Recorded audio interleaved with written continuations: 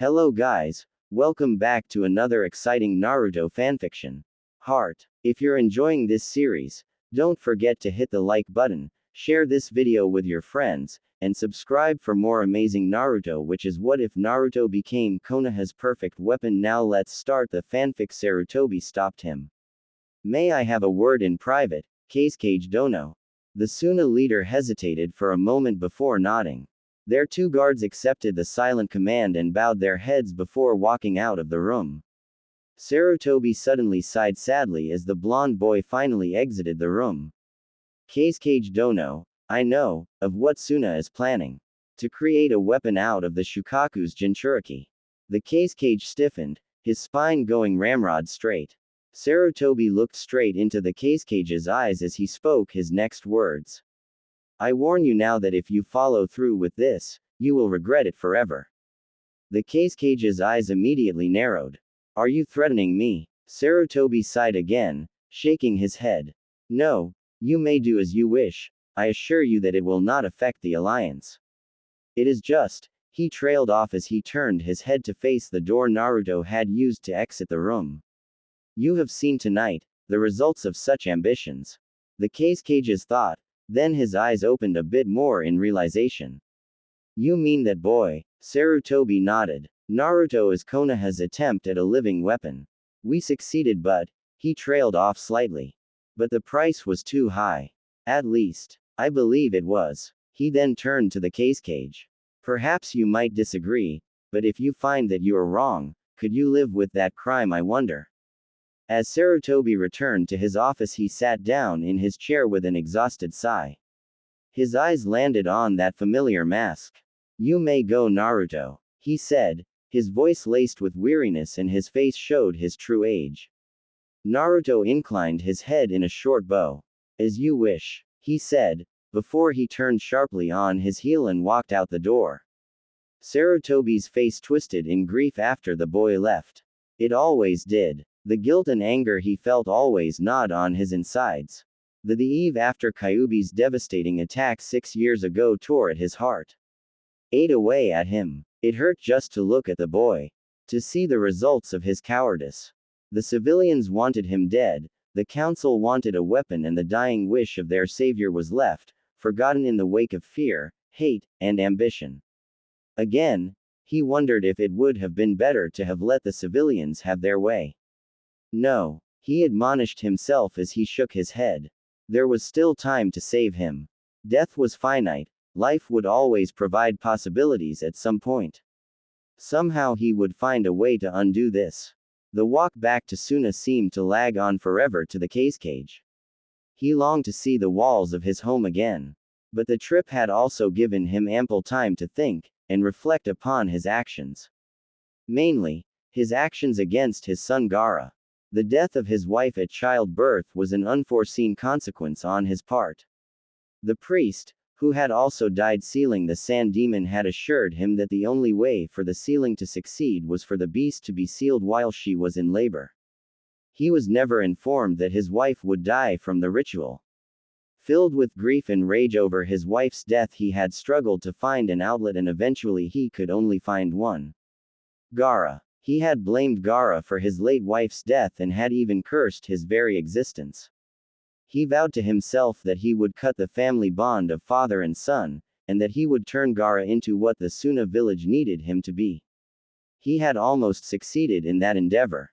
The boy was always alone, always at arm's length from everyone, even his siblings. But now, seeing the living result of such ambitions in that boy from Konoha had truly shook his resolve.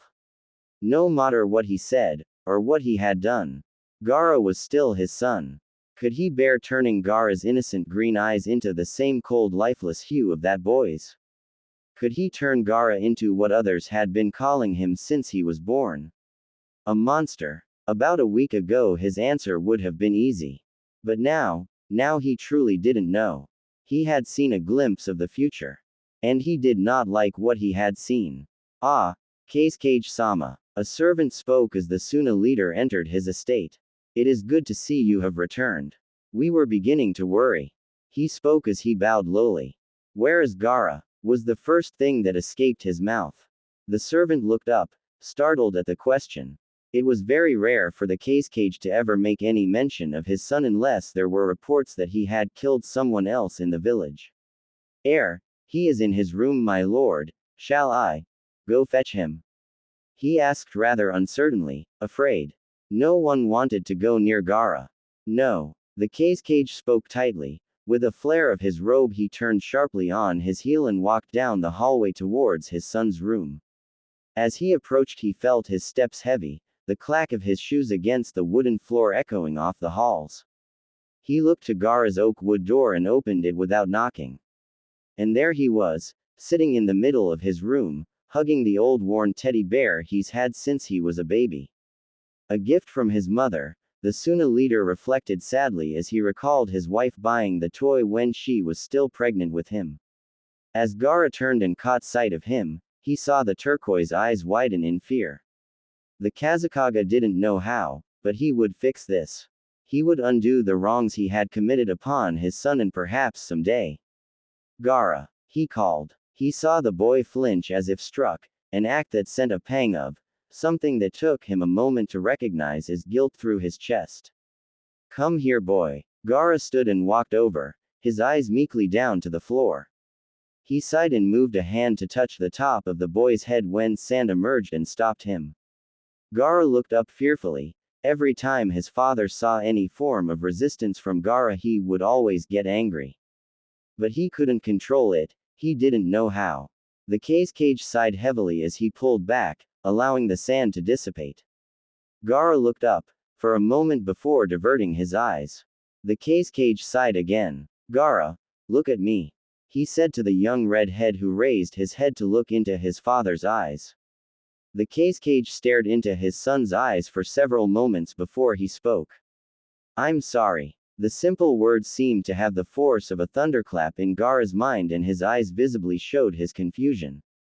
The cage stared at his son's eyes, seeing them change, become sharper, colder, no longer the eyes of a boy, and it sent a chill down his spine. I'll make things right, he said to his son's confusion before he turned and left the room. Then he rushed to the open window and made a move to leap through it, but the cold metal of a gauntlet wrapped around his throat and slammed him against the wall, holding him firmly 3 feet above the ground. He coughed and gasped, latching onto the Konoha Anbu's wrist in a futile attempt to remove the appendage from his person. The specter watched the man squirm for a moment before he positioned his blade to strike and went in for the kill. Enough, Naruto. Naruto's blade stopped. Sarutobi, Ibiki, Kakashi and a squad of Anbu emerged from the shadows. The aged Hokage nodded to his interrogator. Take the prisoner for interrogation.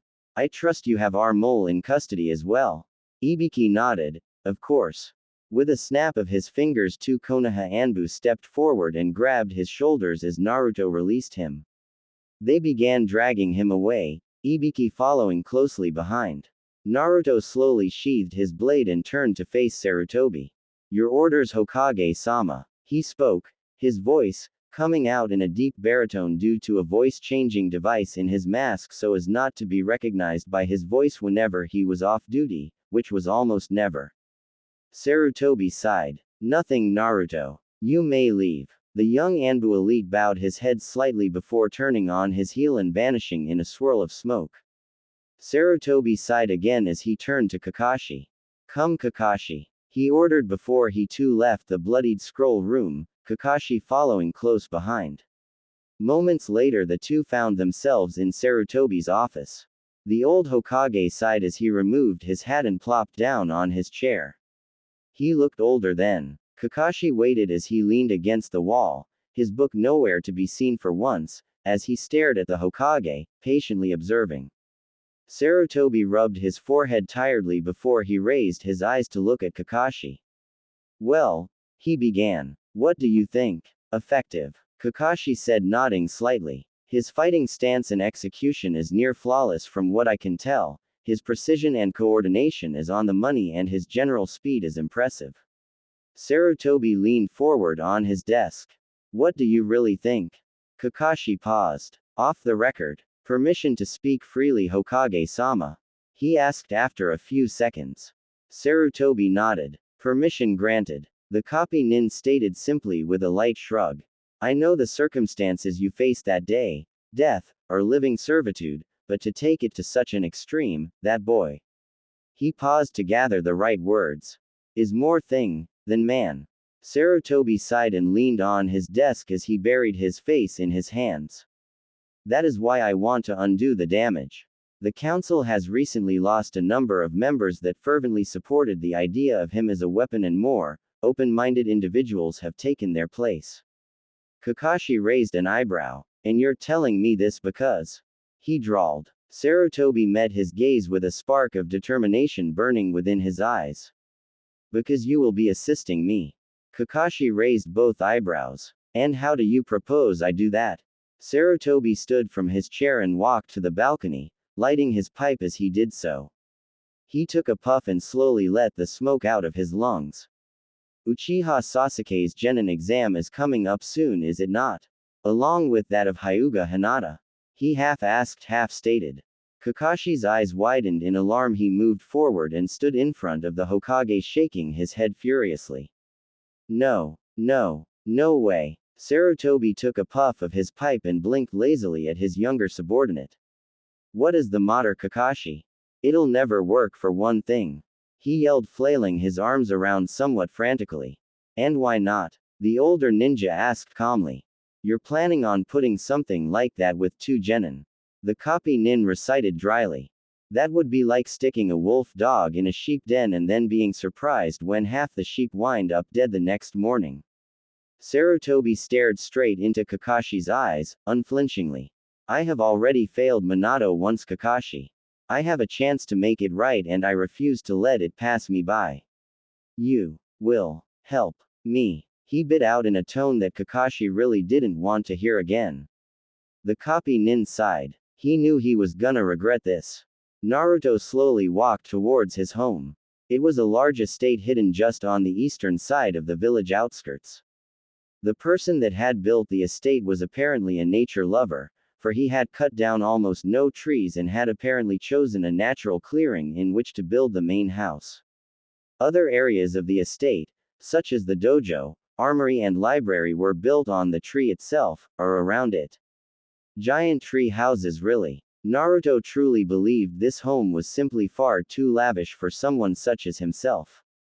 He had asked the Hokage only once why he had given him this estate and had received a confusing answer. It's the least I can do. And the aged man had left it at that. Naruto did not understand what the old man was apparently trying to repay. He did his duty, nothing more, nothing less. Quietly he passed the gate into the grounds, dry and rotting leaves scattered in the wind, filling the night air with their soft crinkling melody. Calm was hardly his companion, but in his home he found that he could encounter it every now and again, rare as it could be. His first memories were of blood and death, instructors, drilling in the shinobi rules, laws and disciplines for hours on end until he could recite each and every one of them by memory perfectly. Training his fighting style, shuriken and kunai throwing, weapons, focus and chakra control training.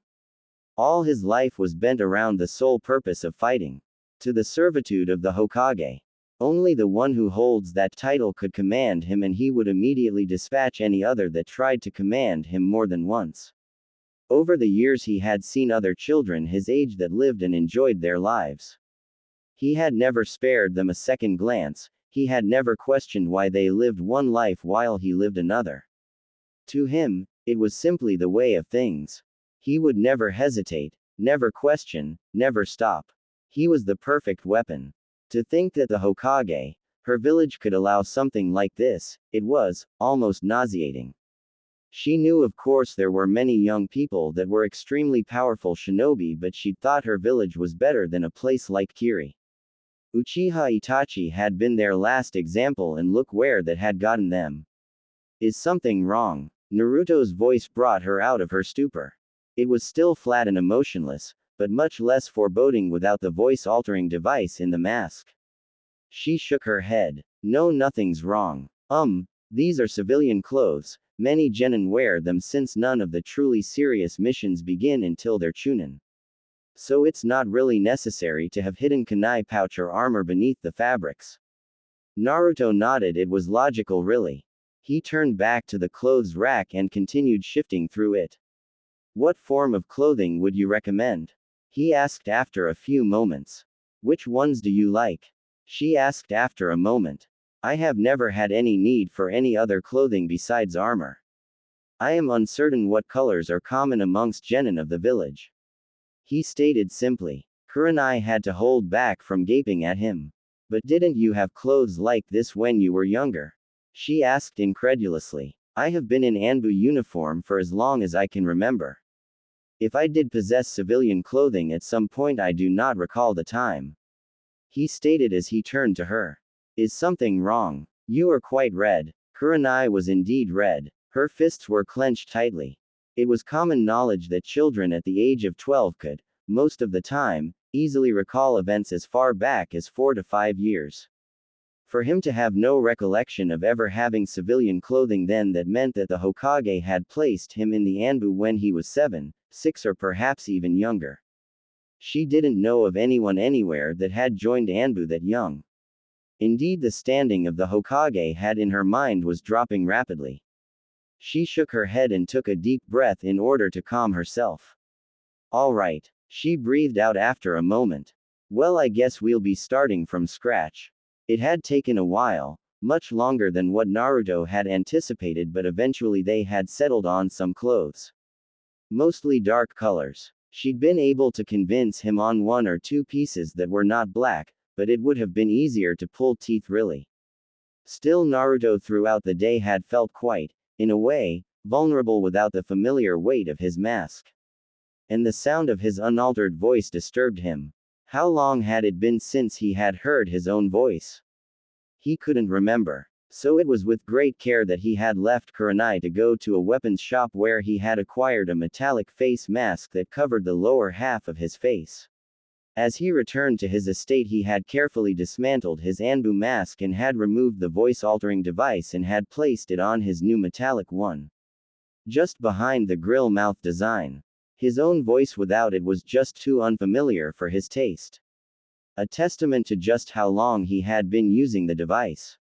He set aside his new attire and sharpened his twin scimitars. Then took the files of his 2 clients and shifted through them for a few moments before he quietly went to sleep. Kurenai stomped up the stairs of the Hokage Tower, seething quietly. The very air seemed to cackle around her and no one dared to bar her path, even the Anbu guards at the Hokage's door. They didn't have the balls to try and stop her, maybe Orochimaru, or Itachi, but an angry Yuichi Kurenai, no chance in hell. She threw the doors open, ignoring the ruckus she made, and glared at the old man that casually puffed his pipe. Seemingly uncaring at the anger directed at him. Mission accomplished, Hokage-sama. She spat out the title like acid, lacing her words with venom. Sarutobi puffed his pipe. Are you angry at me for doing what I must? He asked flatly. She clenched her fists and glared at him, her ruby red eyes shining with fiery fury. She didn't speak, she merely turned and walked out of the room and slammed the door shut, making both Anbu cringe. Sarutobi felt a smile tug at his lips as he watched her leave. Perhaps gaining support for the blonde Jinchuriki would not be as difficult as he once believed. Yumino Iruka was rarely surprised. Having seen and heard some of the most far-fetched and ridiculous excuses from his students, as well as having been the victim of several pranks caused by said students, allowed him to develop a form of sixth sense to any and all forms of surprises. However, he highly doubted that even with 20 more years in the teaching business could have prepared him for what the Hokage was telling him right now. Hell, 20 years in the Anbu might not have even remotely prepared him for this. In his classroom stood the Sandaime Hokage and a young boy, whose face was obscured by a metal mask. But that wasn't the surprising part. No, the surprising part was what they were saying. The Hokage apparently had a second Uchiha Itachi hidden away in the Anbu Black Ops and now wanted to place him in a class of genin to act as an undercover bodyguard for Uchiha Sasuke and Hyuga Hinata. In the face of this, Iruka could only say one simple thing. Are you insane? The Hokage took a puff of his pipe. No, Iruka, I am many things, but insane is not one of them. He replied calmly. Iruka blushed in embarrassment as he realized just what he'd just let slip out to the Hokage. Sarutobi took another puff of his pipe before he spoke. Grant him the Genin test, Iruka. He will pass. No matter what his score, you will place him on the team with Uchiha Sasuke and Hyuga Hinata. This is the course of action the council and I have come to agree upon. He said before turning on his heel and marching out the door. His new student following him quietly. Iruka stood with his mouth slightly gaping before he sighed and plopped down on his chair. He knew that this was going to be a long day. Real Genin test. There is a 66% chance of failure. If you fail, you'll be going straight back into the academy. Hinata and Sasuke looked shocked, yet Naruto still looked apathetic. Before the other two could speak, Kakashi hurriedly spoke, not wanting to deal with the normally amusing faces the Genin made when he said that. Today. Remember, it's training area 7. Don't eat breakfast tomorrow or you'll puke.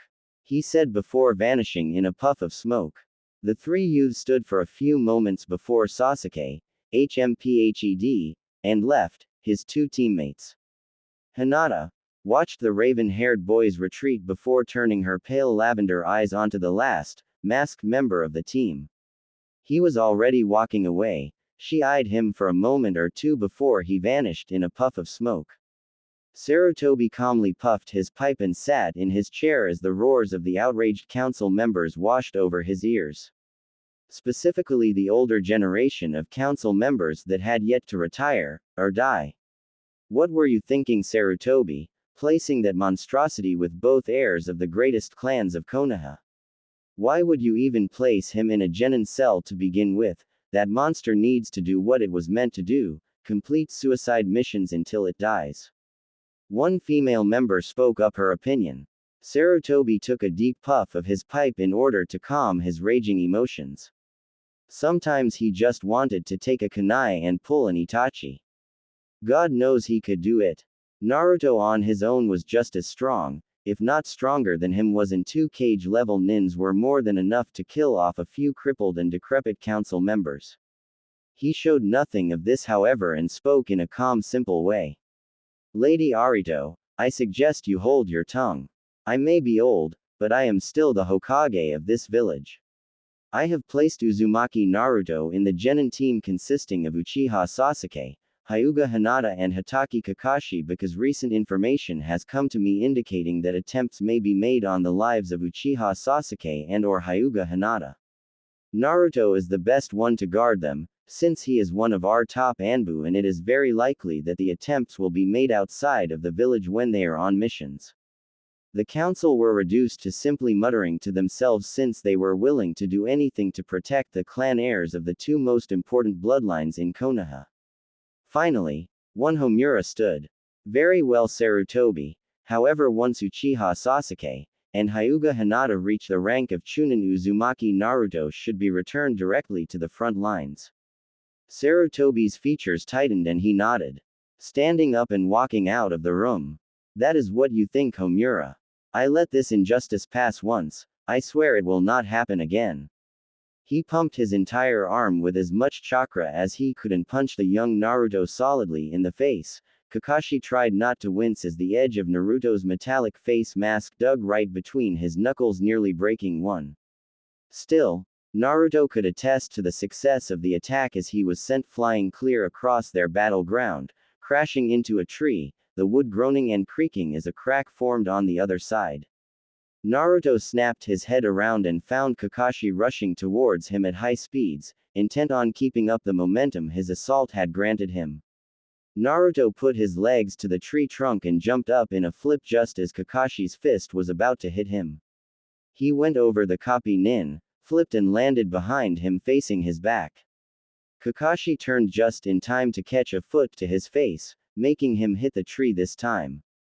Except this time it actually broke. Kakashi flipped and landed on his feet, skidding to a stop. He looked up and Naruto again blurred into existence right before his eyes, but this time Kakashi was finally able to see with his Sharingan just what the blonde had been doing. Oh, you've got to be kidding me. It's that simp. He got yet another knee to the face. This time, the edges of his vision went dark. He tried to stay conscious but soon fell into unconsciousness. Naruto approached the fallen Junin, knelt down next to him, removed the bells and stood. "We pass, Hitaki." Naruto then leapt up, coming down with both his blades in a crisscrossing X. Zabuza placed his own blade in the way and blocked. Naruto batted the blade up, opening Zabuza's guard and then thrust both blades forward in a move that would have stabbed the Kiri ninja in the gut, but Zabuza was able to twist himself to the side, avoiding the two blades and then grab them, ignoring the biting edge of steel cutting into his hand. He smirked and raised his sword in preparation to bring it down on the kid. But before he could, a shadow clone poofed into existence and delivered a solid kick to the side of the swordsman's head, making his grip falter.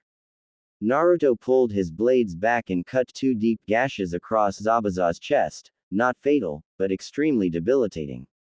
Zabuza clutched his head and the two injuries before placing his blade on his back, beginning his hand seals. He spoke. "You little brat, I won't let some punk like you beat me." Naruto then sheathed his two blades and began forming his own hand seals at a rapid pace. Zabuza noticed the boy's hands and knew immediately which would be his jutsu. The Kaden, Karyu Enden. He smirked. The brat would lose this confrontation. He finished his hand seals at what would have been the same time as the kid, but Zabuza noticed with no little amount of surprise that the brat had added one more hand seal to the technique. A water dragon rose behind him and charged at the blonde. Naruto cupped his hand in preparation to breathe out the stream of flame, but Zabuza also noticed his other hand charging chakra behind him. "What the hell is that brat doing?" Naruto breathed out a huge stream of fire which took the head of a dragon. But then thrust his hand forward, a wind blast coming forward and combining with the fiery beast, making the heat and size of the attack nearly triple. Naruto smirked at Zabuza's terrified expression as the fire dragon plowed straight through his water dragon. Zabuza hastily formed a water wall, but the defense was too little too late as the dragon tore through it and engulfed him in the searing flames. He screamed in pain as the dragon carried him all the way to the end of the lake, where it dissipated, leaving scorched earth and the smell of burnt flesh in its wake. Zabuza weakly opened his eyes and saw Naruto approaching him, his slow steady pace calm and collected. Showing no hesitation. Zabuza's arms and legs were burnt horribly. The wounds the small blades of infused wind in the fire dragon had caused had been instantly cauterized by the searing heat. The blonde unsheathed his sword as he stood next to Zabuza and gripped the demon of the hidden mist by the throat, lifting him up until the man was at eye level. Zabuza stared, for once, seeing the cold blue eyes, and froze in fear. Naruto raised his blade to the man's throat in preparation to drive it through. "Die," came his voice as he reared the blade back a bit more. The blonde faintly caught the whizzing sound of a kunai but couldn't do much more than move slightly, making the blade hit the side of his throat instead of the jugular, most likely saving his life. He coughed blood, though it fell within his metallic face mask, and pulled out the blade with a sickening slice. He could feel the familiar burn of Kyuubi's healing as it worked on repairing the wound, but he could also feel something else. Poison, he thought as his vision blurred and he stumbled as a wave of dizziness hit him. He could faintly hear Hinata, Sasuke and Tazuna's surprised gasps and Kakashi's footsteps as the copy ninja made his way across the lake to reach him. He felt another presence appear next to Zabuza. He wavered slightly on his feet before he let out an angry roar and swung wildly, backhanding the mysterious ninja across the face with his fist, earning a glass-like crack that reached his ears. He growled, angry, furious. Careless fool. The last thing he felt was the use of a Shushin and Kakashi calling his name. Naruto turned to Hinata. "Show him the exercise and explain the purpose of it. Once you have done that, join me down by the river." That said, he turned and left the two, Sasuke glaring holes into the back of his head while Hinata turned and sighed tiredly. Shouldn't the instructor train the students equally instead of leaving one student to deal with the responsibility? Did that even make any sense? Hinata shook her head to clear the cobwebs and began instructing the last Uchiha on the chakra control exercise. Moments later, Hinata walked through the trees until she came across a decent-sized river, with Naruto standing along the embankment. He turned to her and nodded, tearing her out of her thoughts. Good, you're here. Now, is it safe to assume you know the water walking exercise? She nodded. He nodded back and shifted through one of his pouches before removing a card and tossing it to her. Now, mold chakra into the card and we shall see what your elemental affinity is. Hinata nodded and the paper card immediately became drenched in water. A water elemental. I suspected as much. Naruto seemed to pause for a moment as his voice escaped him with something akin to self-satisfaction, and Hinata could have sworn that a slow, evil smile spread across his face had it not been for his mask. Excellent, came his hollow voice, making a shiver go up her spine. You see, Zabuza, there is a small detail of the hidden mist technique that not many really know about. The blonde stated, in a flat tone, not even hinting at any emotion. When the mist is created, there is always a minute amount of chakra that remains in each droplet. In order to keep it in place after just a few moments, the chakra is dissolved into nothing, which means it must constantly be replaced by more chakra. However, the chakra is so minute you hardly really notice it. You have used this jutsu so much that it is practically a subconscious exercise. A slight pause. Therefore, you have not noticed that my own partner has been draining the chakra from your hidden mist in preparation for her own attack. Judging from how you look, I would say she has roughly 1/3 of your chakra. Add to that the chakra you spent fighting Kakashi, which would be about another 1/3, and finally the fact that you have been keeping this thick mist up for so long, that would be another 1/3. Meaning that you have nothing left. Bullshit. No one can see and manipulate chakra to such an extent. Zabuza said, his voice coming out with more conviction than what he truly felt, as he felt even weaker and weaker with each passing second. Ah, but this person has a bloodline, specifically designed to see chakra. Naruto turned his head. Hinata. He called, and in seconds the mist seemed to swirl about and condense. Roughly 20 to 30 feet away was the Hyuga heiress to their right. The mist condensed. Finishing her hand seals, Hinata yelled out. Suiten. Daibakufu no Jutsu. She poured all of her chakra into that technique, adding to that what she had stolen from Zabuza already. The girl was so close to him he didn't have enough time to dodge. He raised Kubikiri to act as a shield, but in doing so, left his side wide open. Before Hinata's attack hit him, an ice mirror appeared between the pillar of water and the demon of the hidden mist. The pressure of the attack cracked the mirror but did not break through it. Naruto frowned in distaste and was about to move forward and finish Zabuza himself when movement caught the corner of his eye. He looked and found the hunter Nin approaching Hinata, ready to kill her. Naruto shot forward, leaving Zabuza, and appeared between Hinata and Haku. He charged wind chakra in his right hand and compressed it, forming it into a tight ball or grenade of chakra. Futen. Shoha. The ball of tightly compressed air exploded in Haku's face, sending him flying back like a rocket, skidding across the floor, leaving a trail of dust in his wake. Naruto relaxed. After that attack, the hunter Nin was most likely dead or unconscious. He turned back to Zabuza. Hinata's attack finally shattered the mirror and slammed into Zabuza, who did not have the strength left to stand up to the attack and was overwhelmed. Naruto saw the pillar of water slam into the edge of the bridge. Finally it died down.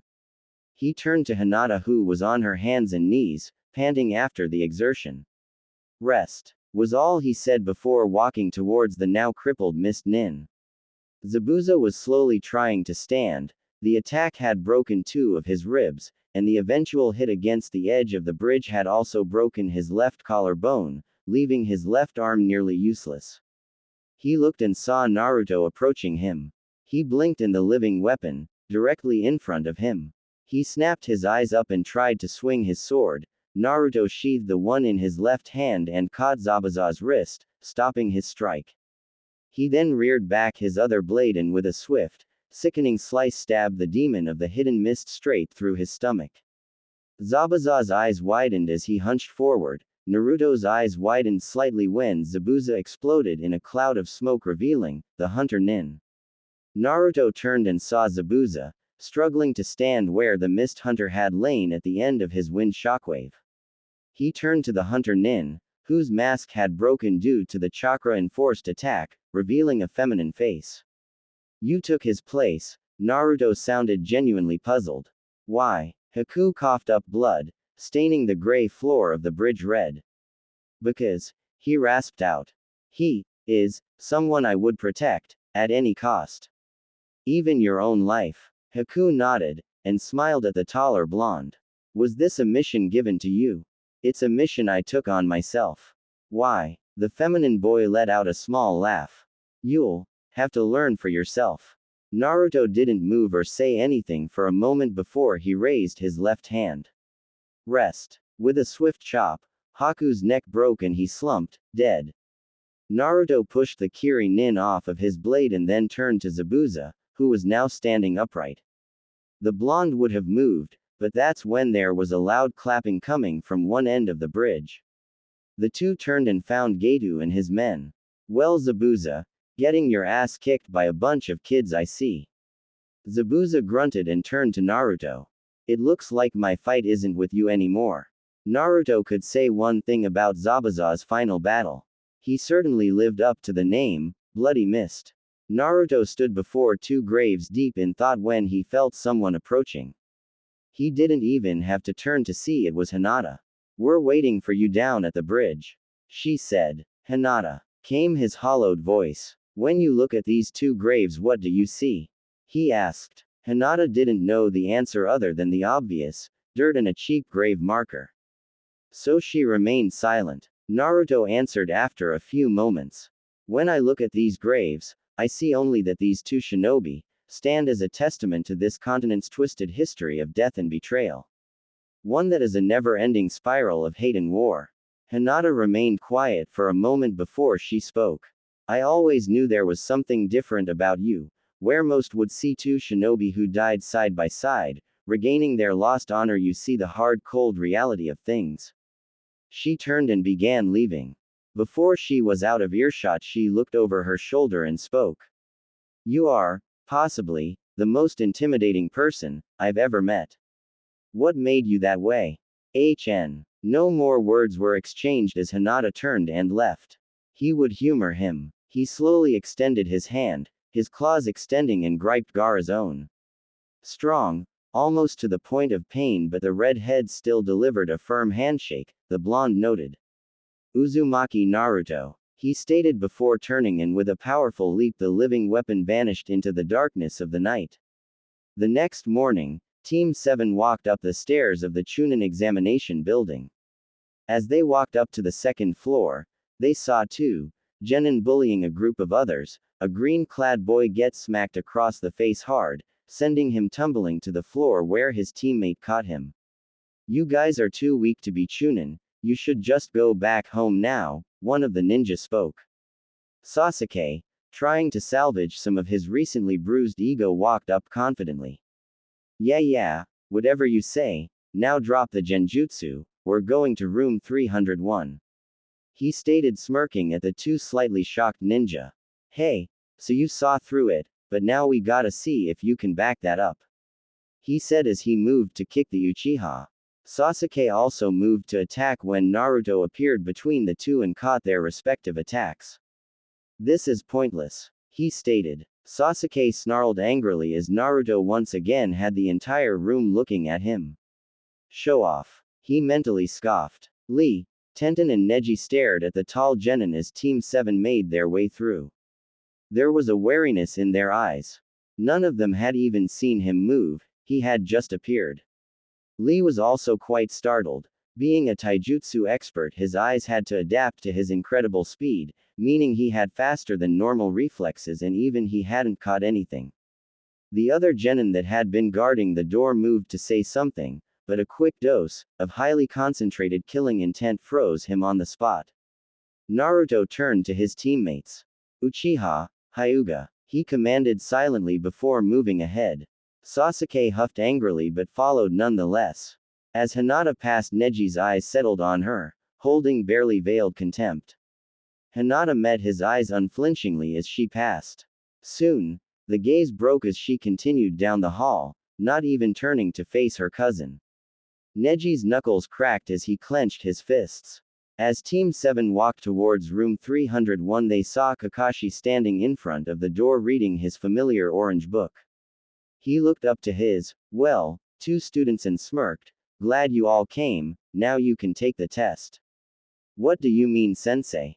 Was Hinata's slightly curious reply. Kakashi smiled. Well, it's quite simple. If any of you would have stayed, then none of you could have taken the test.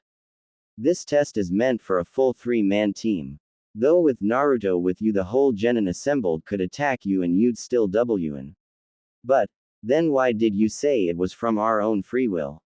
Sasuke spoke. Quite simply, I didn't want one to feel pressured to go because of the others. Even though Naruto could care less, Hinata would have been pressured anyway by her family, and you wouldn't dream of passing up a chance to raise in rank. The copy nin stepped aside. Well now, I believe you three are ready for your exams. Sasuke and Hinata smirked as they moved past the doors, followed closely by Naruto. As the blonde passed, his eyes met that of the copy ninjas. He nodded once. No words were spoken, but he understood the message. Take care of them. As soon as the genin entered the room, they were met by heated glares. Gaara, who was in the center of the room, caught sight of Naruto first. He heard Kankuro speak next to him. Hey, weak Konoha nins. Kankuro. He cut in sharply, making his older brother jump. Be careful of that one with the mask. Kankuro scoffed. Please. We have you here, Gaara. You can kick anyone's ass. He said, ruffling his younger brother's head affectionately. He didn't notice that he never received an answer. A girlish squeal was heard from the door. Sasuke-kun. It came from Ino, the Yamanaka girl, Naruto noted. She clung to Sasuke with a death grip. I knew you'd be here. She squealed again in his ear, not noticing the tick on his forehead. Troublesome. Naruto heard to the side. He turned and found the Nara boy, followed by the Akamichi walking up to Hinata. So you guys made it here too, Hinata? Hinata smirked and nodded. Of course. Did you expect anything less? So you guys are here too? Came the boisterous yell from an Inuzuka boy as he approached them. Followed closely by an Aburame and a Kunoichi with pink hair. Everyone was expecting for Sakura to blow up at Ino, but they were surprised when she turned to Hinata. Hey Hinata, how have you been? Sasuke silently thanked the gods that at least one of those troublesome fangirls gave up. What he didn't know is that he should really be thanking Yuahi Kurenai, the genjutsu mistress that practically beat the fangirlism right out of Sakura. Setting her standard that she would not allow her to remain a foolish excuse of a kunoichi, while she was on her team. She succeeded. Naruto watched as the group of young genin conversed amongst themselves, seemingly without a care in the world. It was disturbing to him once again. In this exam, everyone was the enemy. Were they all secretly trying to use a form of mutual camaraderie to gain information on the opposing team? Perhaps. Or perhaps they truly were that naive. But as he searched their eyes, he found no hint of such intentions, no ulterior motive. He wondered for half a moment if his senses were getting dull. He shook his head, coming to a quick conclusion. Impossible. Before he could further contemplate this, a voice came from the side. You guys should really quiet down. They all turned and found a silver-haired genin. Or what appeared to be a genin. Naruto noticed that his chakra was much too high and that he had the faint scent of snakes about him. There was only one person he knew with the scent of snakes. He decided to observe for now. When the ninja named Kabuto pulled out his nin info cards, he knew that he was most certainly a spy. No genin had that kind of information. When he asked if they wanted information, Sasuke was the first to step up. Uzumaki Naruto. The blonde narrowed his eyes. If the fool indeed had information, he would make it his personal business to capture him, and make sure Ibiki discovered the leak in Konoha's security. With a small puff of smoke, Kabuto pulled out the card and gasped slightly. What is it? Sasuke asked with a hint of anticipation in his voice. Kabuto looked up and turned the card, revealing stats that were completely blank, just question marks. I don't even have a picture. Kabuto questioned. You sure you got the right name? Sasuke seethed. Just what the hell was up with Naruto? Kabuto as well grew nervous. There was practically no one in Fire Country that he didn't have at least some semblance of information on. Even if he would have given a false name, something should have come up, at least a picture or something. Hey Sasuke, where's your teammate anyway? Kiba asked. Hinata's sweat dropped and cleared her throat. Kiba. The Inuzuka looked towards her and saw she was pointed at the individual that was a good 3 inches taller than him. Oh. Before anyone could say anything, there was an explosion of smoke in the front of the room. All right, you worthless maggots, sit down and shut up. The Chunin exam has begun. Sweden. Sujinheki, he spitting out a huge stream of water that formed a protective wall in front of both himself and his snake summon. He was thrown for a loop, however, when the flames evaporated his water wall almost as soon as they touched it and continued their trajectory almost undeterred. He cursed under his breath before leaping back just as his snake was consumed by the flames. The creature gave off a screech of pain. A few seconds later, the creature vanished in a plume of smoke back to the summoned realm. Orochimaru landed on a nearby tree branch and then felt a chakra spike directly above him. He looked up and felt his eyes widened as Naruto stood directly overhead, his hand extended with a small bead of chakra in the center. Futon Shoha. He yelled as the wind chakra concentrated in his palm exploded in a blast almost 10 times more powerful than what he had used on Haku. Orochimaru barely had enough time to use Kawarimi before the air itself pushed down on the area he had been standing on. The tree branch seemed to implode in on itself before it fell to earth with alarming speed. When the dust cleared, mere splinters is what remained. On the forest floor, the blonde turned in time to see Orochimaru raise his interlaced hands and bring it down. Since Naruto was standing upside down on a tree branch, the blow connected with his chin, sending him careening to earth. Orochimaru landed on the ground just as Naruto exploded from the dust cloud he had created. Fluidly unsheathing his blade again, he aimed to cut off the snake nin's head. Orochimaru ducked under the blow, letting Naruto pass over him. He turned and threw 3 kunai, each connected, digging deeply into Naruto's right shoulder, his right hip and his right bicep. Orochimaru capitalized on his new advantage and came up with a high kick, which connected, followed by an axe kick that sent the blonde tumbling down a small hill. The snake nin reappeared above him and stomped down, making his back scrape against the forest floor. The tearing of clothes and the clattering of fallen kunai that fell from their now damaged holsters could be heard among the ruckus. Orochimaru leapt up and formed his hand seals in preparation for a fire attack. He finished the last seal and shouted, Kaden. Karyu Enden. He yelled, sending the fire dragon straight down. When it hit, the floor beneath him was blanketed with flames. He smirked, but it died almost as soon as it appeared as he felt the air leave his lungs, followed by another fist to the face. His jaw had been cracked before, now it was just downright broken. It was then followed by a hit to the ribs and again to his throat. Finally, a backhand across the face sent him reeling. His back hit a tree with a loud crack. He opened his eyes as Naruto appeared in front of him in a blur of movement. Futon Shoha, he yelled, his palm just a few inches from Orochimaru's face. The snake nin barely had enough time to put a haphazard defense on the form of a chakra barrier before the pressure hit him. It was intense, as if he had hundreds of pounds pushing entirely against his skull and the rest of his upper body that he hadn't put a defense for. He felt his ribs snap. 1, 2, 3, 4, 5. 5 ribs snapped before the tree behind him finally gave way and was broken in 2 like a massive twig. Orochimaru's form hit the ground hard, hitting and skipping across it like a rock above a lake. Finally, after 4 skips, he fell still. The snake Sanin coughed up blood as he picked himself up. He looked and glared at the ninja. But then he noticed something. A memory triggering with the clarity of an epiphany. Blonde hair, blue eyes. That could only be one person. Kukuku, I see, Sarutobi sensei isn't as weak as I thought. he remarked to himself. Naruto continued to approach him. When he was a good 8 to 10 feet away, he was caught slightly off guard as Orochimaru snapped his head up and his tongue, holding a faintly glowing sword, shot out towards him. He couldn't move in time and the blade stabbed him right through his stomach. He grunted in pain, but showed no other outward signs of his discomfort. Orochimaru continued pushing him until his back hit a tree. Orochimaru then pushed the blade in some more, pinning him there. The snake nin moved swiftly, transforming his lower body into that of a snake, and wrapped himself around Naruto and the three, holding him in place.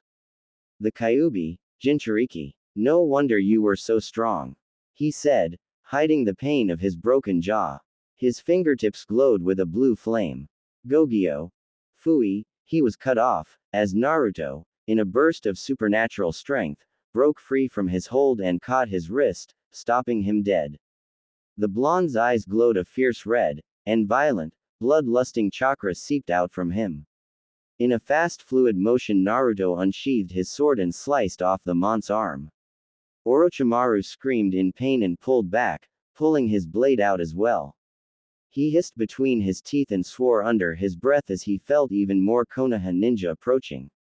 He glared at the blonde. This isn't over, he said before melting into the earth, mud taking his place.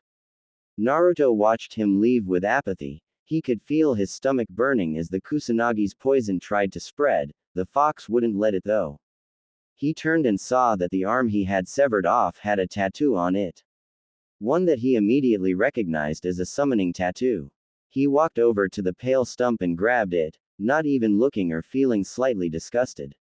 He stared at the summoning tattoo for a moment before turning and walking away. It would be useful later. Meanwhile, a certain redhead had watched the entire fight from a nearby tree. He would definitely have to be careful of this one during the upcoming invasion. With that hard kick, it usually wasn't possible, since rapid muscle movement deteriorated the chakra control necessary for the fighting style to actually have an effect and not just be wasted chakra, but Hinata had managed to do it to some degree. It didn't have the complete power of a precise Jukin, but it was strong enough. He grit his teeth. Hinata had always been weaker than he was. He refused to admit defeat in front of her.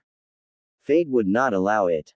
He was the prodigal Hyuga, the one who had been granted the greatest Byakugan abilities in the Hyuga clan in over a century. He refused to admit defeat. He rushed forward again, and the two continued to trade blows with the Jukin. Neji's raw skill was better than Hinata's, but Hinata's lithe and flexible form allowed her to even the playing field. What Neji did next, however, caught her completely off guard. Kaden, he yelled. She was standing barely 3 feet from him and therefore received the hit full force. She was launched to the far wall where she hit the cold stone with a sickening crack of her skull striking stone. She struggled, standing on shaky limbs, shaking the cobwebs out of her mind. She then looked as Neji took a stance that she had seen many times. You are now in my field of divination. The Hyuga prodigy spoke coldly. Hinata didn't have any time to respond before he rushed her. She wouldn't survive it. Damage had been delivered to her stomach, her diaphragm and her liver. One wasn't too much of a problem, but all of them combined along with Neji's next attack, she could very likely die from the stress placed on her body. Hinata's hands moved by instinct, reflex and survival were all that moved her. She'd seen this technique, knew it top to bottom, because she'd faced it before, knew where he would strike, what he would do. Her hands moved. She blocked Neji's first strike, then his second, third, fourth, fifth. Neji felt his eyes go wide. This was completely unheard of, a technique that could defend from the Hyuga's most devastating attack. He grit his teeth as his attack ended. He leapt back and saw Hinata fall to one knee as she gasped for breath. A few of his attacks had gotten through, one of the last ones striking the shoulder, which left her arm completely useless. He rushed forward again. In his anger, and in his underestimation of her strength in her current state, he left himself open. Hinata, however, caught it. In his next strike, all she had to do was divert the attack, and she would then be able to strike him in the chest, no doubt giving her the victory, but also, it could kill Neji. Naruto noticed this as well. Time seemed to slow down as Neji approached her. She heard his footsteps, saw the chakra in his palm as he approached her. In the end, she couldn't do it. She lowered her hand and closed her eyes, before Neji's attack hit her, just above her heart. She fell back, and hit the floor with a dull thud. Unmoving. Everyone stayed there, stunned at the turn of events. But none more so than Naruto. He had seen the opening, he had seen her see the opening. Why didn't she take it? Why did she let him win? Announce my victory, Proctor. Neji stated coldly, spitting out some blood that had collected in his mouth. She won't be getting up. Naruto's hand, which had been gripping the railing tightly, dented the metal bars by the force of his grip. He could not explain this emotion. He was angry. But why? Was it because he was confused? Or because he had failed his mission? Or because the Hyuga, Hinata, was now dead? Impossible. Such attachments were not meant for a shinobi. He would not allow himself such a foolish emotion over a mission. He released his grip and calmly exhaled. But he felt himself take a sharp intake of breath, as the girl's eyes weakly opened, and she began to struggle in order to stand again.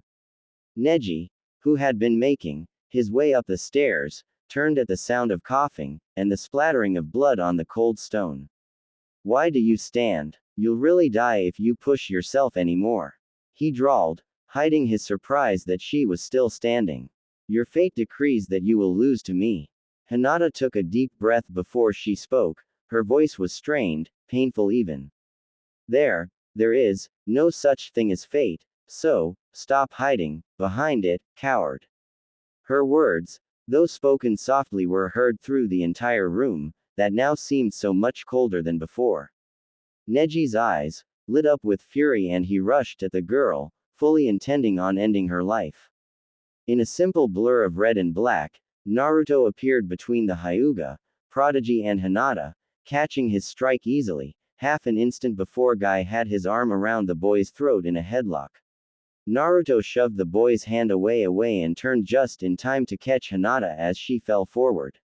Her legs not having the strength to keep her standing. Naruto felt detached from his body as he stared at the girl. Why had she taken the hit? Why did she allow herself to fall to such a state? She could have won, preserved herself. He didn't understand, and even as the medics took her, his eyes, hidden by shadow, shined with the silent question. Why? The boy reared his hand back, forming a sphere of bright red chakra. Spinning far more rapidly than his previous one and being several inches larger. With a battle cry he launched himself at the barrier. As his Rasengan hit the barrier, the purple chakra rose up his arm, trying to burn him to ash, but his own chakra, the fox's chakra, healed him almost as soon as the damage was done. Inside the barrier, the Sound Four had to divert to their second stage curse seals in order to hold the barrier up, and even so they could feel their chakra draining rapidly. If he didn't stop in the next 30 seconds, the barrier would collapse. Meanwhile, throughout the entire city of Konoha, shinobi and civilians alike froze in familiar fear as that terrible chakra became known to them. It was the same as 13 years ago. It was the Kyuubi's chakra. Naruto snarled as the barrier seemed to buckle beneath his assault. With a final cry, the Rasengan exploded, making a large hole in the barrier that was quickly closing up. Naruto didn't waste a second and leapt straight through the opening. Other shinobi were slow to follow as the barrier closed behind him. Orochimaru, gloating over the death of his sensei, did not notice the approach of the threat until it was far too late. He barely managed to turn before a clawed fist punched straight through his stomach. His eyes went wide and blood escaped his mouth. How? Now, in his moment of triumph, he was going to die. Naruto snarled, pulling his arm out of the man's stomach with a sick squelching sound before his second hand lashed out at Orochimaru's face, tearing off his entire lower jaw. Before the snake Sannin could fall, however, Naruto caught him by his hair, raised him up to eye level and formed a third Rasengan before slamming it into the mon's chest. Right above his heart. The attack twisted and turned, blowing the snake nin's mangled corpse into his own barrier where he was immediately turned to ash. Naruto let the red chakra recede into him, before he turned to the Hokage, who was breathing faintly. He knelt. Hokage-sama, he asked. His voice, now unaltered, made the Hokage open his eyes. He looked upon Naruto's unmasked face and smiled. I am glad I got to see you again, before I die. He spoke his hand, moving slowly to grasp Naruto's. I am sorry, Naruto, I failed you. It was my mission to protect you, it is my failing here. Sarutobi coughed up blood, his life fading from his clouded eyes. One regret, only one. Now that he was out of the way, the council would no doubt put him back into the Anbu, undoing all of their progress. But, perhaps he could give him one last mission, one that would help him discover his humanity again. Naruto, come closer. He gasped out, his breaths weak. I have one last assignment for you. The blonde boy, ever the faithful servant, leaned in. Yes, Hokage-sama. Naruto, your last order, your last order is to make a world of peace, where people can be happy. This is my last order. And with that said, the Sandaime Hokage gasped his last. His head, rolling to the side. Naruto bowed his head. Slowly, he put one arm under the old man's knees, and the other, under his back. He silently lifted the old man in his arms. His face set in stone, hiding everything. He had his final mission. Naruto ignored him, untying the straps behind the mask so he could place it over his face. Uzumaki, you are dismissed. Homura called, beginning to worry. You are to follow the orders of this council. Naruto looked up at him, his mask stopping midway to his face. No, I am trained as it states in the Shinobi Rule number 300, paragraph 5, verse 3. I am to follow the orders of my Hokage. None of you have, nor are worthy of that title, therefore, I am not obligated to obey your orders. Jiraiya stared at the scene with wide, disbelieving eyes. Just what the hell was he about to do? Naruto spoke as his mask slowly drew closer and closer to his face. I have heard that the Yondaime wished me to be treated like a hero. Every councilman in the room suddenly grew very pale. His final order was ignored by this council. He said, placing the mask on his face. As will the Sandaime's final order now be ignored by this council. He clicked the straps behind his head, holding his mask in place. He began unsheathing the sword. It appears this council does not pay respect to its fallen leaders. He unsheathed his other sword. Therefore, he finally looked up, his eyes glowing a fearsome crimson behind his mask. I find this council unfit to rule and must be. 4 figures fell from the roof, surrounding the council seats in a purple barrier. Jiraiya felt his eyes go wide and he stepped forward, when a second barrier, one that protected the Sound Four's backs, appeared, barring his path. Naruto's blades lit aflame. Eliminated. By yourself? Kurenai asked, openly gaping at him.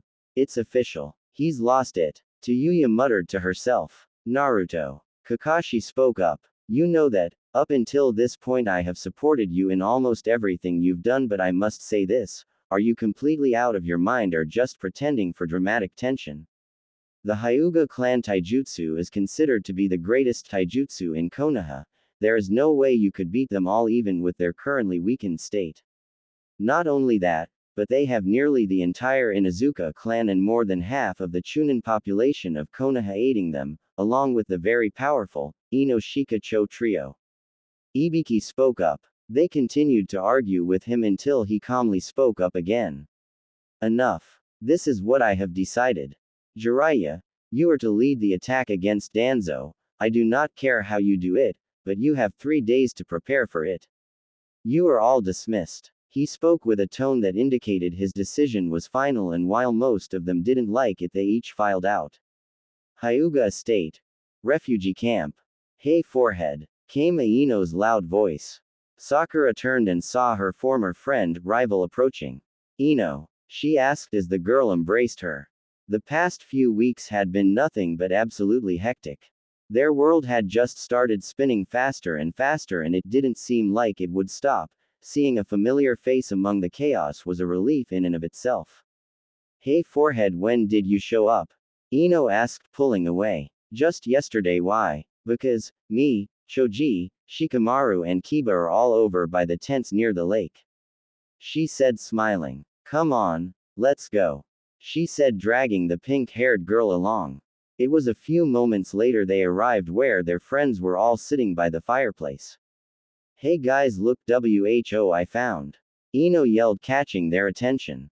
Kiba, Shikamaru and Choji all turned and saw their former classmate.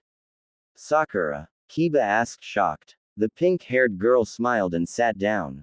Hey Kiba, she greeted before looking around. It's been really confusing these last few days. Can anyone explain just what the hell is going on? Shikamaru sighed. Troublesome. And was rewarded by a smack to the back of the head by Ino. You idiot. She's just as confused as we were, so explain it. He grumbled some more before talking. You remember that guy that took the Chunin exam some weeks ago with Hinata and Sasuke? At the girl's nod he continued. Well, apparently, he killed off the entire council in a coup. He says he wants to bring peace to the world. In his mind that's apparently conquering the world. And so now, the village is split between the Hyuga and their supporters, namely our clans, a guy called Danzo and his division of Anbu, and this Naruto guy and his supporters, were at civil war. But, who would support a guy that wants to conquer the world? Sakura asked. Shikamaru shrugged. Either they agree with his ambition or they're afraid of him. Supposedly he's got Jiraiya of the Sannin, the copy ninja, Hinata Sasuke and his old sensei, Kiba's and your old sensei Kurenai, half of the Hyuga clan itself and most of the Abarames helping him, that would include your old teammate Shino. Sakura and Kiba both looked somber at that. Shino was a good friend, the fact that they may possibly have to fight against him was not something they wanted. Meanwhile, three men watched the children with grim faces. Did we make the right choice, Shikato? The largest one asked. I don't know. And it's too troublesome to figure out. Shikato said with a sigh. I cannot support him. Inoichi said. I will not support him. Wars are not won overnight, they can last years, decades even. I won't raise my little girl in the same environment we grew up in. It isn't right. The blonde-haired man said. It's a good goal, but the price will be much too high. He stated somberly. Shikato and Shuza said nothing, there was simply nothing to say. Naruto stood in contemplative silence. He was making a mental list of possible strategies he could use against the Hyuga. He knew the layout of the estate, it had been part of his training to know every major clan district in Konoha in order to properly defend it should one clan be attacked. Ironic, that what they had once been using for their protection, was now going to bring about their downfall. He was snapped out of his thoughts as he heard footsteps behind him. He turned and found Hinata approaching. She stopped, about 5 feet away, and looked at him for a moment before she spoke. I heard that you were going to lead the assault on the clan house. A nod was her only answer. She nodded, looking down. I see, was her response before she turned and left. Naruto did not know why, but he felt compelled to give her a choice.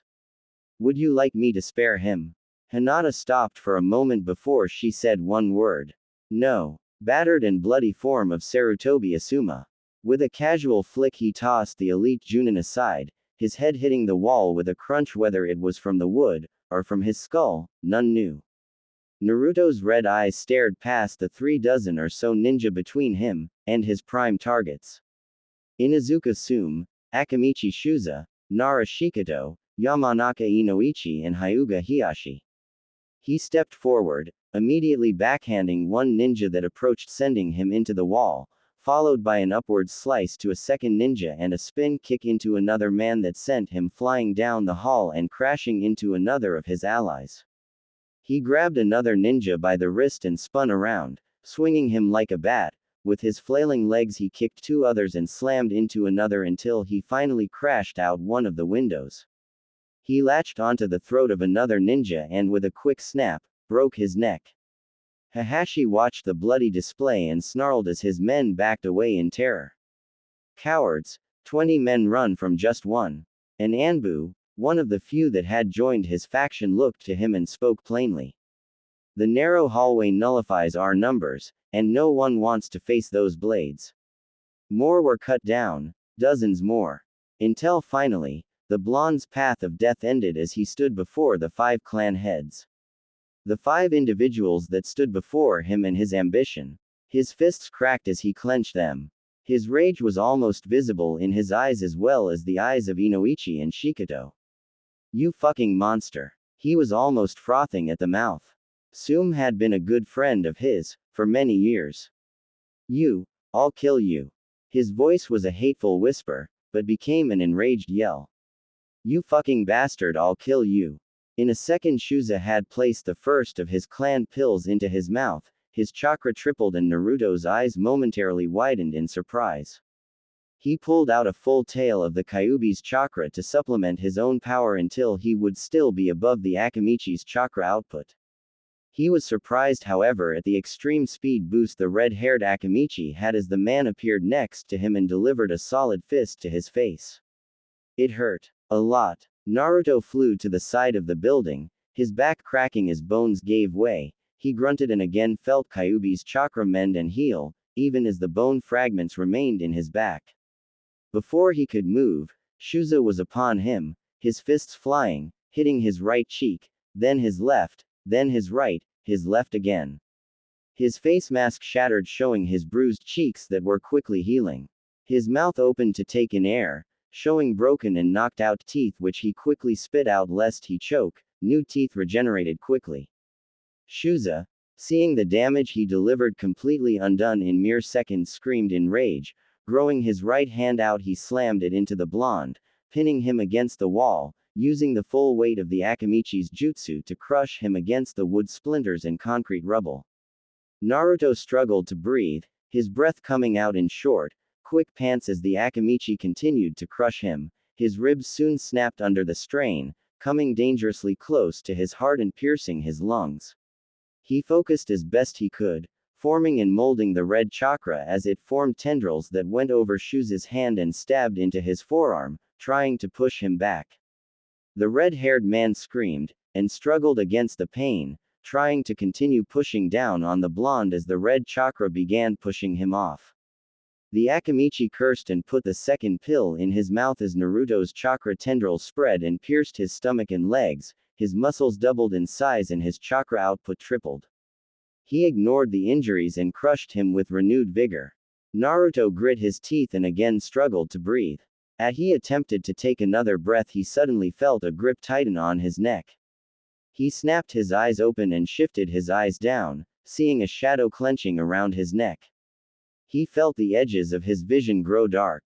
Inoichi. Fry this fucker's brain. Shuza yelled, coughing up blood. The blonde-haired man nodded before forming another set of hand seals. Naruto felt the presence enter his mind. His eyes rolled to the back of his head as he finally passed out. Shuza, Shikoto and Inoichi each breathed a sigh of relief. Just before they each felt his chakra spike again. The 3 teammates looked at the blonde as his head snapped up, his hood falling back revealing his blonde hair and crimson eyes. Yet these eyes were different. Where once they held nothing but cold apathy, now they were dancing with sick insanity and bloodlust. His teeth shined as a psychotic grin spread across his features, his fangs growing until they were practically touching his lower lip. His chakra spiked again and the Akamichi suddenly screamed in pain as red chakra spikes exploded from the blonde's entire body, piercing his arm with the jagged thorns. He cursed and was about to place the third and final pill in his mouth when Naruto appeared in front of him and harshly grabbed him by the mouth, pulling the taller man down so he was at eye level. He chided, his insane grin widening before he plunged his fists through the mon's chest. Shuza gave a small jerk before his form slackened. Inoichi and Shikato's eyes were wide in horror as they saw their friend's body tossed aside. The Kyuubi's Jinchuriki's smile never left his face as he turned to them. The flames behind him once again covered his face in shadow, only his softly glowing eyes and wicked smile were visible. He slowly brought his blood-covered gauntlet up to his lips and licked some of the crimson liquid off of it. His insane grin never leaving. I must thank you humans. Had you not weakened him, I would have never been allowed free. It's been so very long since I've tasted human blood. Shikato and Inoichi's eyes widened in pure terror. Kei Kyuubi? The shadow user asked. The demon chuckled. The fear he could feel coming from them was almost palpable, filling his senses. He savored it like a fine wine, enjoying every second of it. Correct human, the stress on his body, and especially his mind, was far too much for him to handle at one time. Giving me temporary control, at least till he recovers. I must thank you especially for that human. He gestured to Inoichi. Were it not for your mind attack, his defenses would have never weakened enough for me to take over. He laughed as Inoichi seemed to pale. Now then, I have a limited amount of time. He threw off his gauntlets and took a stance, his natural claws spread wide as if he was leaving them an opening. He licked his bloodied fangs, enjoying the metallic coppery taste. And I want to make the most of it. Hiyashi groaned as his mind returned to the conscious realm. He clutched his head and stumbled slightly as he stood. His eyes blearily looked around before he regained his bearings. Noticing he was in the south wing of the compound. The building was burning all around him. The roof collapsed behind him. He jumped and turned around. He looked up and saw a silhouette of a human, hidden by shadows, glowing eyes and gleaming fangs glaring back at him. He took out some kunai and threw them, but the figure merely vanished as the knives hit him. Hiyashi activated his Byakugan. Again a sound was heard behind him, close. Too close, in fact. He spun around, in time to see a shadow run into a room. He dashed after it, but as he was going to enter the doorway, a small explosion collapsed the hallway. He jumped back and felt the bite as 3 claws slashed his side. He gasped and held his wound, gritting his teeth. He took a slight step back where the floor gave way. He stumbled, falling on his back. He stood up again, hearing laughing sounds coming from all around him. He stood and glared, looking all around the hall for any sign of him. Show yourself, you coward, he yelled. As you wish. Hiyashi gasped, spun around, was grabbed by his throat and slammed into the wall. He gasped. Trying to breathe, he struck the tenketsu in his arm and struck his chest, hoping to loosen the boy's grip. He looked down at the sick grin on the boy's face. Foolish Hyuga. I'll enjoy this, the fox said with sick glee before twitching his wrist to jerk the mont's head to the side, exposing the base of his neck. The Hyuga head's eyes widened as the boy moved in and bit down at the junction between his neck and his shoulder, biting deep into the artery. He gurgled once before the blonde yanked with his teeth, pulling a whole chunk from his neck. Blood fountained from the injury, hissing as it met the burning wood. He died seconds later as the demon fox savored the taste. My fun is almost over, I see, he said to himself as the edges of his eyes began to turn blue. I hope you enjoy what I drank, fool boy. The eyes turned blue completely and a fierce scowl formed on his features. He spat out the blood and wiped it with his sleeve. Damnable creature, he snarled, both at his lack of control and the disgusting taste in his mouth. He stared at the dead clan head for a moment before he turned and left, leaving the body to the flames. From ashes to ashes. Meanwhile, somewhere in the forests, a young girl staggered across the foliage, her form covered in sweat, blood, dirt and leaves. Her hair, matted against her forehead in deep red and brown, showing the dried blood on it. She held crystalline blue eyes. Her right arm was twisted at an awkward angle and her breathing was labored. Every step she took was more painful than the last, as if someone was taking fire and running it up her leg each time her foot touched the ground. Her lungs burnt like the flames that had consumed her mother. Each movement brought a sharp pain that coursed through her arm with every abrupt movement it made. Like the blade that had cut down her father. She tripped and collapsed. No longer having the strength to stand, she merely lay there, as her breathing became shallower and the edges of her vision darkened. Dark, like the black void one stared at when they looked upon him.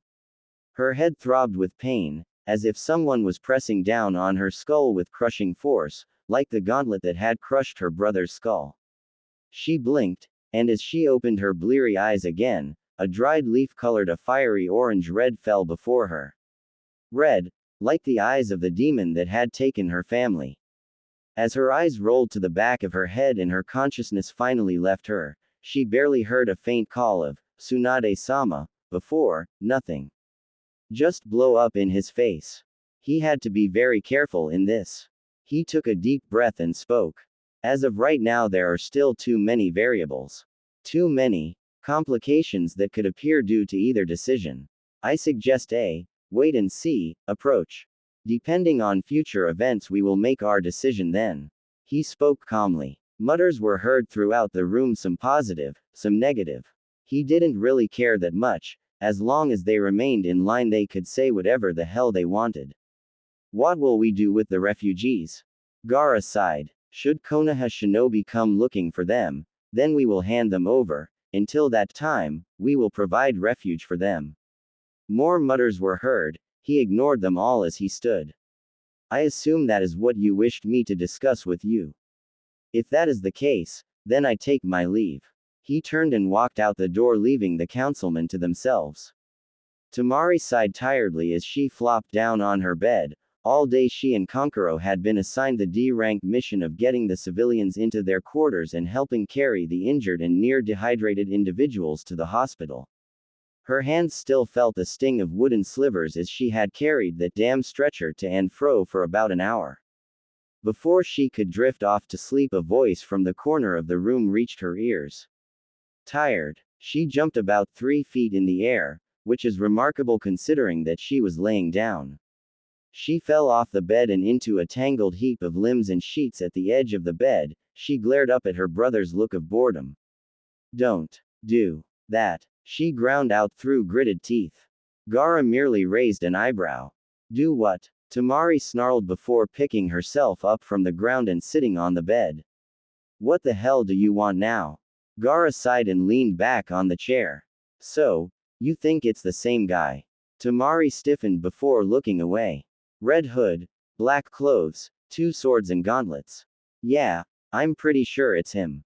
She muttered. That Konoha ninja was one she would never forget. Gaara sighed. He wasn't even the official Kage yet and already he was hating the job. It was so much easier just to be an underling. The boss pointed and he crushed whatever it was at his sand. Simple. Why did he take this job again? He sighed and looked to Tamari. What do you think I should do? She sighed, laying back on her bed. I don't know. You're no help, Tamari. He muttered. I wonder. He sighed after a while, catching her attention. What? She said. A world of peace, is it at all possible? He said almost wistfully as he stared at his hand. Tamari looked at her brother oddly for a moment before sighing. Gaara, it might be, but it's a long shot, especially with his methods. Gaara continued to stare at his hand until finally, after a good long moment, he spoke. If there is ever a world of peace, then people like me and him won't exist anymore. Tamari stiffened and looked to her brother. She wanted to speak, but the words simply slipped past her as he opened the door and walked out, leaving her alone to her thoughts. Meanwhile, somewhere along the borders of Konoha and Kumo, someone was beginning to wake up. The young girl groaned as she opened one of her exhausted blue eyes. She raised her hand to touch her head, but gasped as her hand came in contact with the rough texture of a bandage. Her eyes snapped open and she scanned the relatively plain room. She began to panic slightly as she didn't recognize her surroundings. She took a deep breath and thought. All right, don't panic. Calm down and figure out where you are, then you can panic all you want. She made her plan and tried to sit up, but the action proved to be far more difficult than she expected. Finally, after almost 30 seconds of struggling with her sore muscles and aching bones, she was finally able to sit up, panting and sweating from the stress to her battered body. She couldn't believe how much effort that took. Again, her lungs seemed to burn with each breath she took. She heard the door open and she turned her head in time to see a woman with short black hair enter. She was startled when she saw her up and rushed to her bedside. "Oh my, I didn't expect you to be up yet. Please lie down again. You have to rest. The muscle relaxants in your system still haven't worn off, and if you exert yourself too much, you may damage your muscle ligaments more than what they already are." The girl allowed herself to be placed back down on the bed and coughed a little. "Where?" The woman's eyes softened. "My name is Shizune. You're in a hotel in a small town along Kumo's borders. What's your name?" Aki, nah. Her eyes fluttered closed and she once again fell back asleep. Shizune sighed as she ceased the flow of chakra into the girl. She certainly didn't expect that she would wake up so soon. She should have been out for about 2 or 3 more days. Her wounds were serious: a minor concussion, the right elbow was fractured, a large gash along her stomach, just barely missing her organs, her left ankle was also sprained badly, and she was suffering a terrible case of exhaustion.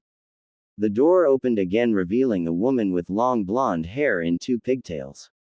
"How is she?" Shizune sighed. "Well, she woke up." Tsunade looked startled. "That shouldn't have happened." Shizune sighed. "Yeah, well, she was sitting up and looking around when I walked in." Tsunade mused as she sat down. "I wonder what happened." Shizune plopped down and absently petted Tun Tun as he walked up to her. "Whatever it was, it must have been bad." Tsunade nodded and absently sipped some sake. They wouldn't get answers until she woke up. Naruto absently read a report from some ninja that had gone to AC rank mission when Jiraiya leapt in from the balcony. "You called," he said, rubbing his eyes. The old pervert was no doubt sleeping. Naruto looked at Jiraiya before speaking. "I want you to find your old teammate. Ask her to join us." Jiraiya stiffened. "And if she refuses? Then make sure she will at least not get in our way." The Toad Sanin sighed in relief. He wouldn't have ever hurt Tsunade, not even on his order. He nodded and leapt away. Naruto went to look through another file when he noticed the tower was eerily silent. He stood and walked to his door. He opened the door and noticed the Anbu guards and the administration employees were all knocked out, sprawled on the floor completely unconscious. There was no smell of blood in the air, meaning most likely that no one was dead. He looked down the hall and noticed a blue-skinned man with a large sword on his back. He recognized him almost immediately, the monster of Kiri, Hoshikage Kisame. He turned his head slightly and peeked back into his office from the corner of his eye and saw another individual standing behind his desk. Uchiha Itachi. Against the wall. Naruto vanished in a puff of smoke. Kisame turned again and blocked the 2 blades that would have taken a chuck out of his ribcage. Pushing the blonde off, he then swung, aiming for the boy's upper torso. Naruto ducked and then moved into Kisame's follow-up swing, close enough to render his large blade ineffective, and plunged his sword into Kisame's stomach. The shark man, however, had a slightly different anatomy than humans. The blade would have pierced his kidneys, causing a painful death, if he had been a normal human, but his kidneys were a bit higher than normal humans, and so, Naruto ended up not hitting anything vital. Kisame punched the blonde square in the face, sending him crashing into what remained of his desk. He was about to step forward, but then he heard a thud behind him. He turned and received the biggest shock of his life that night.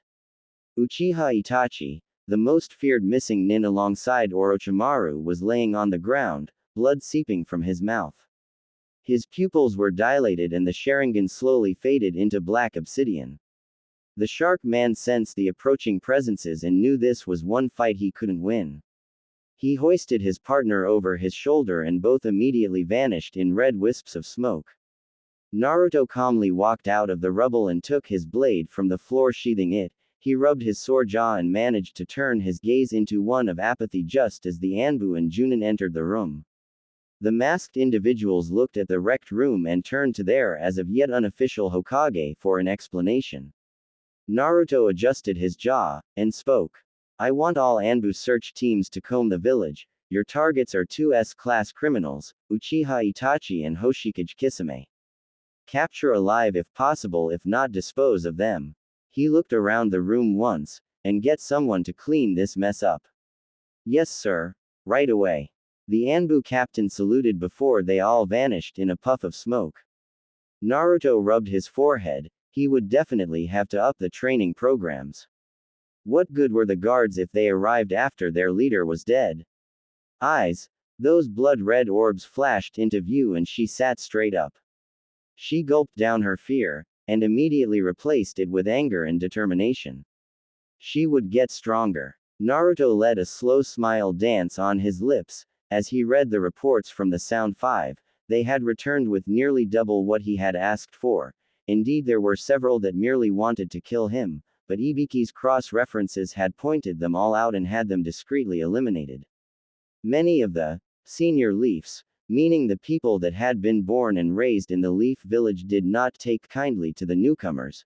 Naruto now had Root Anbu patrolling the inside of the village to stop fights from breaking out. While they were few, he did not need the extra headache. While those new batch of Chunin and Junin were getting settled in, another report had arrived. This was Kakashi and Anko's report, of the Mist Village. And the intelligence was quite pleasing. He chuckled before clicking a button on his intercom. Bring me Hatake Kakashi, Yuahi Kurenai, Aburame Shibi and Hyuga Hinata. Yes, Naruto-sama. No, that's fucking hilarious, yeah. Another voice, this one coming from a blonde rock nin, snickered. Kisame growled. You wanna come down here and say that you clay using transvestite? He said as he moved to grab Samaheda. You fish-faced freak. Deidara snarled, moving his hand to one of his pouches. Enough, both of you. A female voice spoke up, entering the room. She looked to the still silent leader. I have treated him. He will hopefully awaken in a few days' time. The leader nodded and turned to one member, which looked like a Venus flytrap. Zetsu, I want you to gather as much information as you can on the Kyuubi's Jinchuriki. His strength is troubling, but nothing we cannot handle with the proper information. Zetsu bowed before speaking. Of course. He seemed to fade away as the leader turned to the rest of the group. This changes nothing. We will continue with our plans accordingly. Do not approach the Kyuubi Jinchuriki in open combat unless the odds are very favorable. They each nodded before silently fading into the darkness. The leader let his eyes travel to the giant statue of a bound humanoid figure in silent contemplation. Uzumaki Naruto, the Kyuubi Jinchuriki. Will you be the one, I wonder? Will you be the one that brings this world into ruin? Tsunade was currently on her 9th bottle of sake, drunk as hell. She was drinking for a number of reasons. One was the death of her sensei, another was simply for the situation that had fallen over her home. Jiraiya was yet another reason. She felt sort of betrayed by him. How could he side with someone like Naruto? He couldn't possibly believe that he would succeed in his ambitions, so there had to be another reason. Another major reason was that girl, Akina. She reminded Tsunade a little of herself back when she had lost Dan and Nawaki. Throughout her entire story, Tsunade felt the memories that she had long ago tried to bury resurface. In a nutshell, she could relate to the girl. And she hated it. Just as she was about to reach for the 10th bottle, a hand firmly grasped her wrist. You know, Haim, that's really bad for your health. She looked at the silver-haired man that stared at her with a neutral expression. Jiraiya. She glared.